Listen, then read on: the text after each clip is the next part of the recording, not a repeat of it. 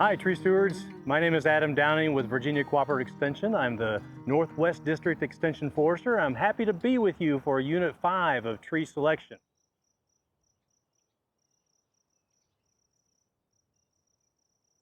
So regardless of which kind of plant material, balled and burlap, container, or Bareroot, one thing you want to do first when you're in the nursery shopping is just take an overall look at the tree.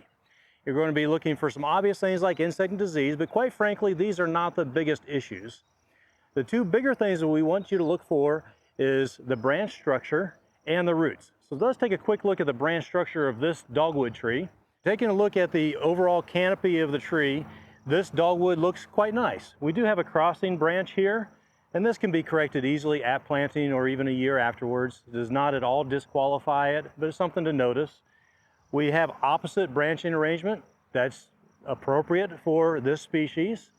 And one thing we want to be looking for is the possibility of codominant stems. Again, that can be corrected, and check out the other chapter and material on pruning for that. The bigger issue we want to try to have an awareness of when we're selecting plant material is the roots. So let's take a look at the root of the matter.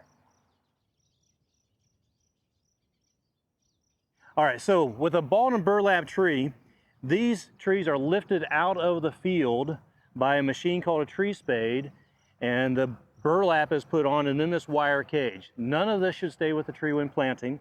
There are pros and cons to balled and burlap trees.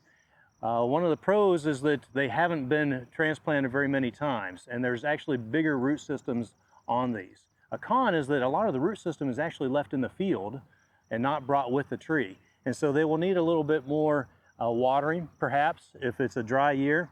But if possible, we want to take a look at the root collar of the tree before we buy it. And some nurseries may not want you to do this, so certainly you ask. So you undo a little bit of the rope that is holding everything together, and then simply unwrap some of this and try to get an idea of what this looks like. So if you're able to take a look at this before buying, or certainly when you do buy it and get it to where you're going to plant, you're going to take that rope off and you're going to uncover the top of this root collar. And what we're going to be looking for is actually evidence of the root collar. So in this case, you can actually see the weeds that are growing in the field around this tree. Not a problem at all, but it just tells you that this was field grown. And typical with balled and burlap trees, the activity of lifting that tree out of the field pushes soil up around the tree higher than it should be at planting. And so a lot of people don't know that and plant the tree at that depth, the depth that the soil is here, but that is actually then planting it too deep, which is one of the biggest problems with trees and landscapes. So we have the burlap off of the tree, and what we're going to be looking for now is the root flare. Think about a big tree in the woods. You have the trunk of the tree, and of course we know we have the roots. And in between those two, we have this transition part of the tree that is called the root flare or the root collar. And that's what we want to find on even a small tree. And so we're going to dig down and pull away some soil until we find that. For this tree, we're digging down looking for the root collar. So we're going to pull the soil back carefully, trying not to damage the stem tissue until we find a lateral root, and there it is. I am down about 2 inches. I just found a root, a lateral root. And on balled and burlap trees, we should expect to find a pretty good size lateral roots going off in multiple directions. So that is actually the depth where we want to plant, not up here. If we plant it here at the soil level from the activity of the lifting of the tree out of the field, then that's going to be too deep and cause problems later on. We would continue to excavate, looking for that root collar, pulling that soil away on all sides, and then that would give us the height, the correct height for planting. Okay, so now we're at a containerized tree. There are pros and cons to container, just like there are to balled and burlap. One of the main advantages is that it's fairly light. You can pick it up and move it pretty easily. One of the other advantages is that we're not losing a lot of the root system left in the field. So there's a greater root system here, but with that does come another problem. We'll talk about that. Taking a look at the overall structure of the tree, we got good branch arrangement. We do have a broken branch, not a big deal. We have a little bit of dead branches here at the ends, not a big deal. So this is a live branch up to this point, and then from here out is dead. If we bend it, it snaps. And this bending does not snap, it just bends, unless you go too far. This is a fruit tree. It was topped one time to give it a fuller branching. Now in general, tree topping is not good, but with fruit trees, that is part of the pruning practice. So that is also just fine. And you might find some discoloration on some leaves and on the stem. These are very small issues, actually not issues at all. That is typical. We should expect to see that on any living plant. So let's get down into what is the more important part, which is the root system. So with containerized plants, you don't want to pick it up like that. You want to support it underneath. And we're going to roll on the side of this, push on it a little bit to loosen it up. And then gently pull this out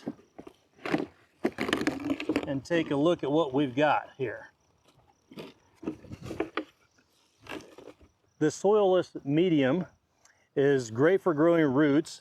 A disadvantage with containers is that when the roots hit the inside of that pot, they can't keep going out like they're supposed to.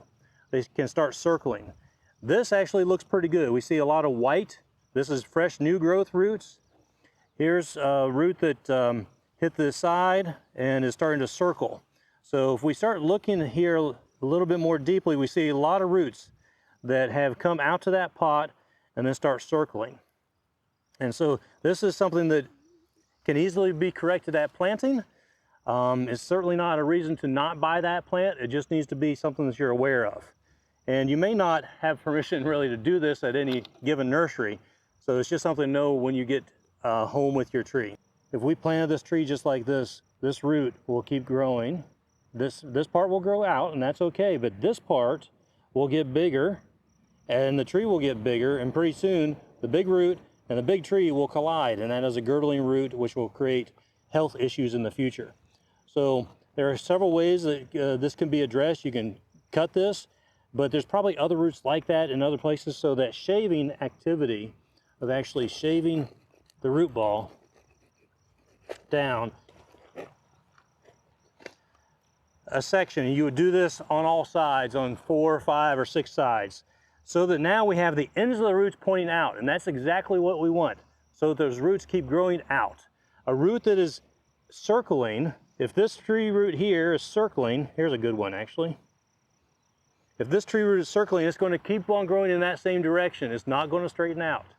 And when this tree is that big and that root is that big, they're going to collide and have a girdling root issue, which is a significant health issue in many trees that I see in the landscape. While we're here at the root ball and we're taking a look at the roots and trying to address any girdling roots, we also want to take a look at the root collar. This is the transition of the stem of the tree to the roots of the tree, where there should be a flare. And so we also want to dig down and try to find where that flare should be, where that flare is, I should say, and plant it at the proper depth. So these trees start in small pots and then they're put into bigger pots. And very often more soil is put on top, and so the tree ends up a little bit too deep. And so we have come up to some roots here, and there's a bigger scaffold root. And so this would be the right location to plant this tree at. We'd want to take all this off. Okay, let's talk about Bareroot seedlings, which is what I'm holding in my hand. Why is it called Bareroot? Because the roots are bare, they aren't in soil, either the potting soil or dug up from the field, balled and burlapped. So these roots are bare, which is also one of the risk factors. We'll talk about that, but let me first of all talk about the advantages. These are small, makes them easy to handle. And number 2 is that we can see the roots, so if there are any root issues, they'll be very easy to see. You don't have to take away soil and such. Number 3 is it's not going to be planted too deep unless you plant it too deep. We can see right where to plant it. We want the roots to be under the ground and the soil level to be just above those roots. So lots of advantages, and especially if you're doing large scale planting such as riparian buffers, we are going to encourage this kind of tree selection. And the downside is that there aren't a whole lot of nurseries or places where you can get the Bareroot seedlings. However, in Virginia, the state nursery with the Virginia Department of Forestry is the primary and an excellent source for a wide variety of species that are sourced from within Virginia, and they're great for all kinds of planting, large scale or small scale. This Bareroot seedling, because of the time of year we're filming this, has leaves on it, but in most cases the Bareroot seedlings are lifted in the very early spring or even the tail end of winter. And so you would not normally have leaves on the Bareroot seedling. One of the biggest risk factors with Bareroot seedlings is that these roots can dry out very quickly. And if the roots dry out, then the tree's dead. And so these roots need to be kept moist. And in most cases, when you get them from the state nursery, they've been sprayed with a compound that helps keep those moist. But while you're out planting them, especially on a large scale planting where you may have hundreds of trees, you either need to keep them in a bucket of water or keep some sort of moisture around them so the roots don't dry out. Dig the hole, plant it at the right depth, and then you're good to go. All right, one more thing before we wrap up this video is just where to get your plants from. Large nurseries, small nurseries, big box stores, local mom and pop retail operations, all of that can be fine. The most important thing is just to understand and to know and to study your species and your site and the right tree, the right place. So some species are going to be fine no matter really where they come from, although local genotypes and seed sourcing is always going to be best. But even more important than that is right tree, right place. So behind me you see a bunch of small plants. Some of these small plants are going to get to be rather large. So we want to make sure that the site where you're planting a tree has enough space for that tree at maturity. And so we always preach right tree, right place. We can't say it enough, and we hope that you too adopt that mantra as you are a tree steward going forth doing the good tree things that you will. And lastly, I would just like to thank Lee Highway Nursery for generously hosting us at their nursery so we could take a look at some of their plant material and bring them to you on video. We appreciate their hospitality. Thank you for watching this video. Thank you even more for being a tree steward, for your interest in trees, for dedicating time and resources to the betterment of trees and people in our communities throughout Virginia.